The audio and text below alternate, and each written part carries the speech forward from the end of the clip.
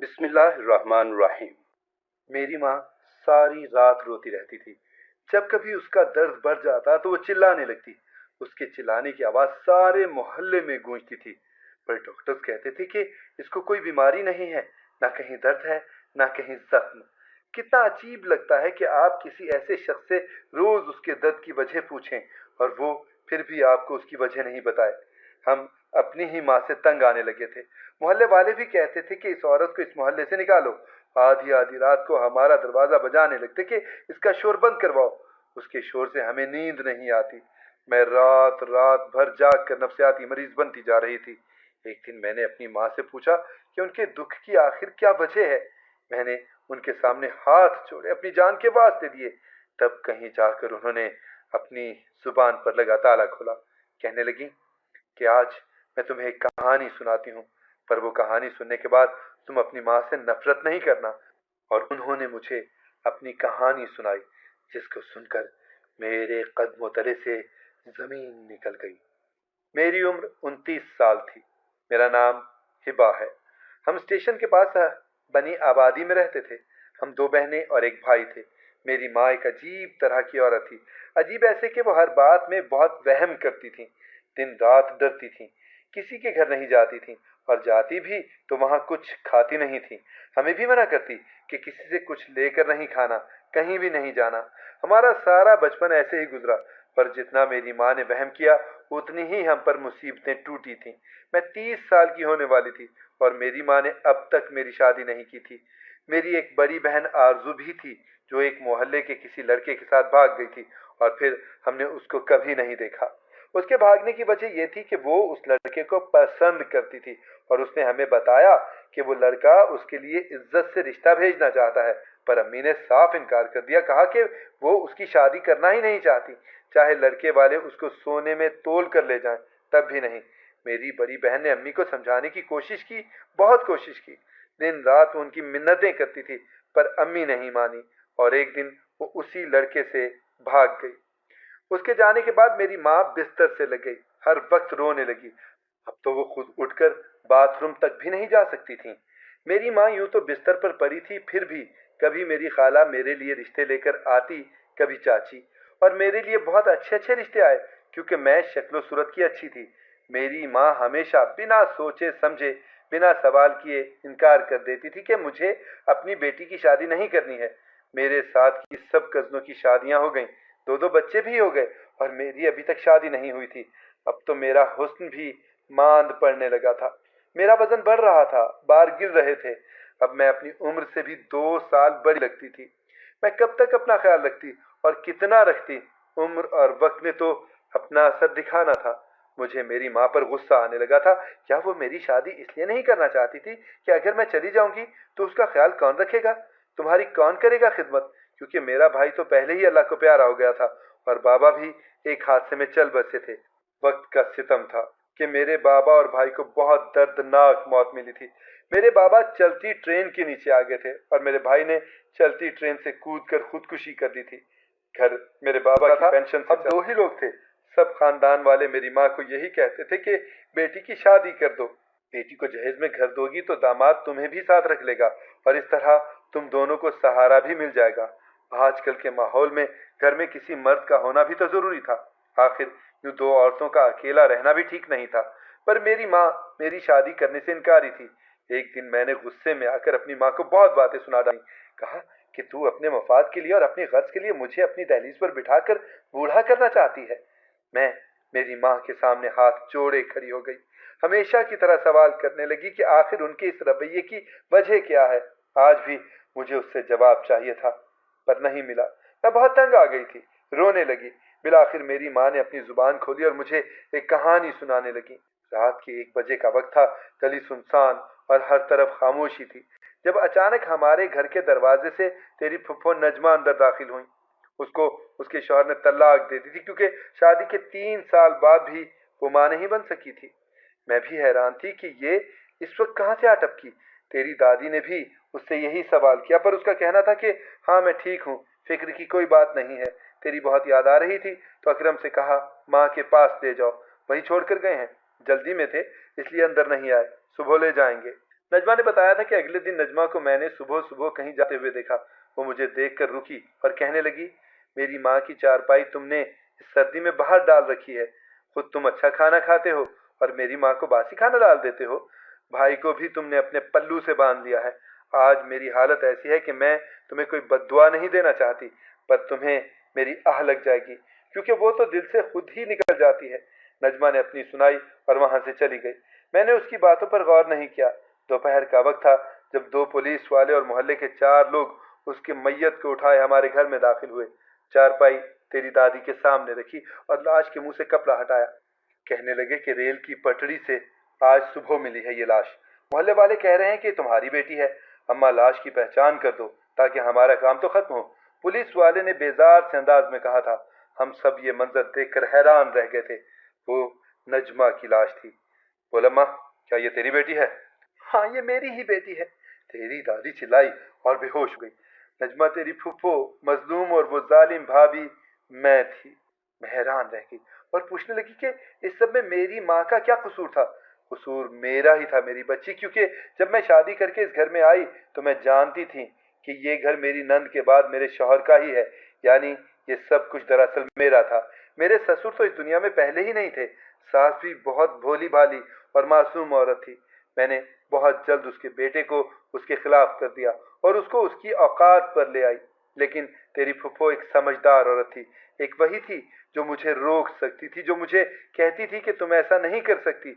मुझे सिर्फ उसी से खतरा था, लेकिन वक्त की कोई करनी ऐसी हुई कि 2-3 साल बाद ही उसकी शादी हो गई। उस 2-3 साल में मेरी कोई औलाद नहीं हुई थी। मेरी सास मेरे ही रहमो करम पर थी। फिर भी वो मुझे दिन रात बांझ होने के ताने देती थी और कहती थी कि तुमने मेरा दिल दुखाया है, इसलिए अब तुझे औलाद नहीं होगी। उसकी बातें तीर बनकर मेरे दिल पर बरसती रहती थी। मैं दिल ही दिल में जलती रहती थी, सोचती थी कि आखिर क्यों मेरी औलाद नहीं हो रही थी। वक्त गुजरने लगा और मैंने उसकी बातों का बदला लेने के लिए एक प्लान बना लिया। मैं जब भी नजमा के घर जाती तो मैं उसके घर की शक्कर में एक ऐसी दवा मिला देती जिसकी वजह से वो आहिस्ता आहिस्ता बांझ होती जा रही थी। अगर मेरी औलाद नहीं हो रही थी तो औलाद नजमा के यहाँ भी नहीं हो रही थी। और मैं इस बात से खुश थी कि उसकी माँ मुझे क्या बातें सुनाएगी। उसकी तो अपनी बेटी के साथ भी यही हो रहा है। मेरी शादी को 6 साल और नजमा की शादी को 3 साल हो गए थे और हम दोनों के यहाँ औलाद नहीं हुई थी। जो दवाइयाँ मैंने नजमा को चोरी छुपे खिलाई उनकी वजह से नजमा बांझ हो गई थी। 3 साल बाद उसके शौहर ने दूसरी शादी कर ली और उसे उस घर से निकाल दिया, और तब तक मुझे औलाद की उम्मीद मिल चुकी थी। इससे मेरे कदम उस घर में बहुत मजबूत हो गए थे। नजमा ये सदमा बर्दाश्त न कर सकी और उसने खुदकुशी कर ली। उस हादसे के बाद मेरी सास भी ज्यादा देर तक जिंदा नहीं रही। उन्होंने नजमा के गम को दिल से लगा लिया और 1.5 साल बाद इस दुनिया से चली गई। अब घर भी मेरा था और इस घर में आने वाला एक एक पैसा भी। मैं बहुत खुश थी कि मुझे औलाद भी मिल गई और घर भी। पर ये दुनिया मकाफात अमल है। इंसान जो दूसरों के साथ करता है वही उसके साथ भी होता है। तू बड़ी होने लगी। एक और भाई इस दुनिया में आया और वक्त ने मुझसे बदला लेने की ठान ली। मैं जानती भी नहीं थी कि मेरे साथ क्या होने वाला था। तेरे बाबा बीमार रहने लगे, बहुत बीमार। मुझे बताते भी नहीं थे कि उनके साथ क्या मसला है।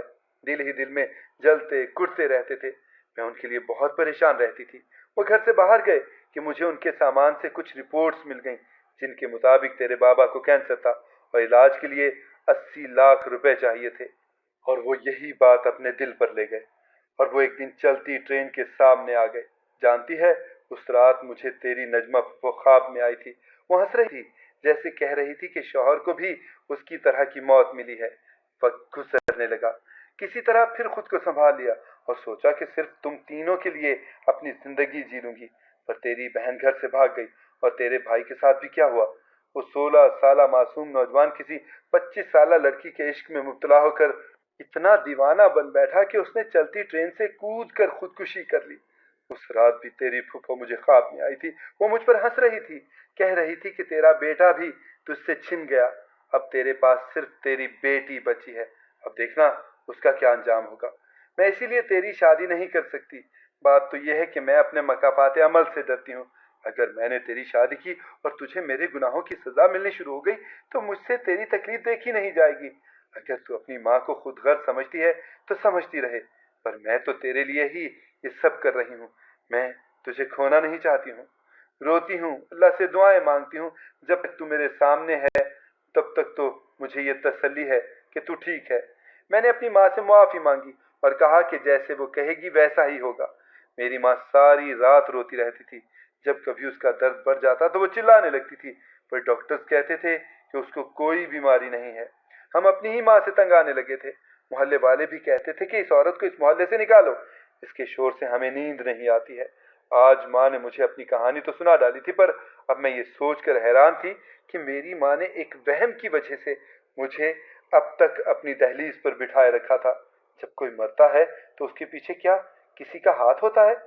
मरना तो सबने है। बाबा और भाई की मौत लिखी थी तो वो मर गए, लेकिन मेरी माँ वहम में आकर मेरी जिंदगी बर्बाद कर रही थी। अब मैंने फैसला कर लिया था कि मैं अपनी जिंदगी अपने तरीके से जीऊंगी। मैंने अपने तौर तरीके बदले, अपने पहनने ओढ़ने का अंदाज बदला, खुद का ख्याल रखना शुरू किया। मेरी शक्ल इतनी अच्छी तो थी कि अब भी मैं किसी न किसी को अपनी तरफ माइल कर सकती थी, और ऐसा बहुत जल्द हो गया। सामने वाले घर में रहने वाली औरत का देवर मेरा आशिक बन गया। हमारी बात फोन पर होने लगी और हम एक दूसरे से मिलने भी लगे। मेरी माँ तो चारपाई पर पड़ी थी, उसको क्या पता था कि हम क्या कर रहे हैं। मैंने जब एजाज को अपने घर बुलाना होता तो मैं अपनी माँ के खाने में नींद की दवाई मिला देती थी और वो बेखबर सो जाती थी।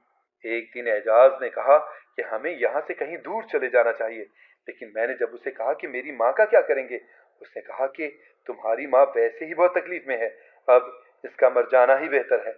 हम यहाँ से चले जाएंगे, मोहल्ले वाले खुद ही इसका कफन दफन कर लेंगे, ये घर भी हमारा हो जाएगा और हम वापिस आ जाएंगे। मैंने अपनी माँ के वहम के पीछे अपनी जिंदगी के कई सुनहरी साल जाया किए थे। अब मैं ऐसा और नहीं कर सकती थी। मैं खुद गर्ज हो गई थी, और वो ठीक कहता था। मेरी माँ को सुकून ही तो चाहिए था, और उनका सुकून मौत में ही था। एजाज का कहना था कि हम कुछ दिन के लिए उसके एक दोस्त के घर चले जाएंगे। इसीलिए हम रातों रात वहां से निकले और रेलवे स्टेशन पर पहुंचे। हम ट्रेन में सवार हुए और अपनी मंजिल की तरफ जा रहे थे। ट्रेन स्टेशन पर रुकी। एजाज ने मुझे कहा कि वो खाने पीने का कुछ सामान लेकर आता है, मैं कुछ देर वहीं पर बैठूं। मैं वहीं एक बेंच पर बैठ गई, लेकिन एजाज अभी तक वापस नहीं आया था। एक औरत वहां आई और बेंच के दूसरे किनारे पर बैठ गई। उसके साथ दो आदमी भी थे। वो मुझे अजीब नजरों से देखने लगी। देखने में तो बुरी नहीं लगती, अभी ठीक ठाक है, 10 साल तक निकाल ही जाएगी। मुझे उसकी बातों की समझ नहीं आई थी।